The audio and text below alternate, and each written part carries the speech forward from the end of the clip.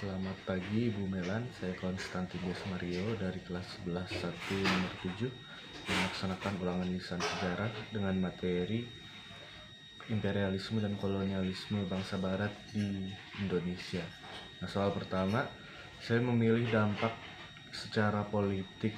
Nah, sebelumnya dampak secara politik ini tuh akan saya bahas yang masih ada kerasa dampaknya sampai sekarang di Indonesia yang modern sekarang ini. Nah, pertama itu dampak yang diberikan pada masa pemerintahannya Dendels dari Republik Batak, juga Raffles dari Inggris. Nah, mereka itu menerapkan sistem pembagian karesidenan. Jadi wilayah jajahan mereka di Indonesia, mereka membagi karesidenan. Karesidenan itu adalah wilayah administratif yang dikelola oleh seorang residen. Nah, kalau dari yang saya tangkap ini, karesidenan ini akan menjadi cikal bakalnya provinsi-provinsi yang ada di Indonesia. Nah, kalau secara sejarah, pada masa pemerintahan Dendels, pembagian karesidenan itu dibagi menjadi 9, dan itu utamanya ada di Pulau Jawa. Nah, sedangkan pada masa pemerintahan Raffles, karesidenan itu dibagi lagi menjadi 16 karesidenan. Nah, itu kan terasa sampai sekarang nih, di Indonesia kita punya 34 provinsi tersebar dari Sumatera sampai ke Papua. Nah, kemudian dampak politik yang terasa hingga sekarang yang kedua adalah pada masa kekuasaan Hindia Belanda, alias dari Belandanya sendiri, itu mereka menerapkan gagasan Pax Nierlandica. Nah,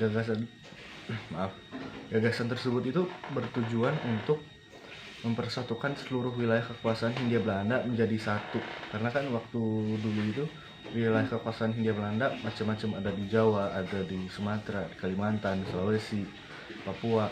Nah, itu dengan gagasan Pax Nierlandica ini, semua wilayah kekuasaan yang dikuasai oleh orang-orang berbeda itu digabungkan menjadi satu, menjadi kekuasaan Hindia Belanda. Nah, itu menjadi cikal bakalnya NKRI kan, Negara Kesatuan Republik Indonesia. Nah, karena hal itu juga kan seluruh wilayah Indonesia ini kan dikuasai oleh Belanda nih, maka mereka semua mengalami penderitaan dan keputusasaan yang sama. Mereka anggapannya kayak merasakan penderitaan yang sama. Nah, oleh karena itu mereka semua pada akhirnya berjuang bersama, dan pada akhirnya mereka merdeka, melahirkan Negara Kesatuan Republik Indonesia yang awal-awalnya itu cikal bakalnya dari gagasan Pax Nierlandica tersebut. Dan kemudian lanjut ke soal nomor 2. Nah, soal nomor 2 itu jawabannya, saya akan menjelaskan dulu stratifikasi sosial itu apa. Nah, stratifikasi sosial itu adalah sama halnya dengan kelas sosial, atau dalam ajaran Hindu itu ada kasta.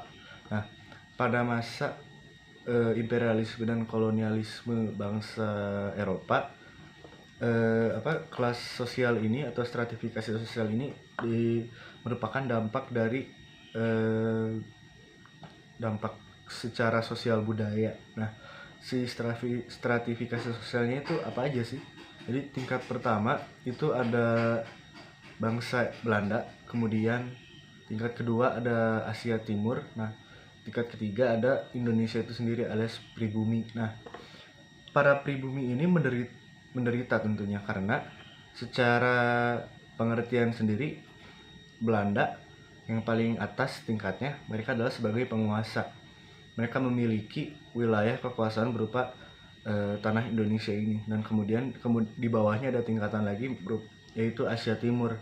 Asia Timur ini dari Cina dan Jepang utamanya. Mereka itu memiliki tujuan hanya untuk berdagang, sehingga mereka diberikan hak untuk berada di tingkat yang menengah dari bangsa Belanda sendiri.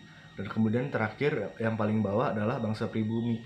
Nah, karena paling bawah ini bangsa pribumi itu tentu menderita. Kenapa? Karena mereka sebagai stratifikasi terendah, mereka tidak memiliki terlalu banyak wewenang. Mereka hanya dipergunakan untuk kepentingan dan kemauan bangsa Belanda sendiri. Jadi ibaratnya itu bangsa pribumi itu budak-budaknya bagi para bangsa Belanda itu. Sehingga kan jadi tidak nyaman, yang kemudian pada akhirnya sesuai dengan berjalannya sejarah, para pribumi ini berhasil melawan dan akhirnya Indonesia merdeka kan. Nah, jadi segitu saja jawaban dari saya. Mohon maaf kalau ada kesalahan dalam tutur kata. Terima kasih.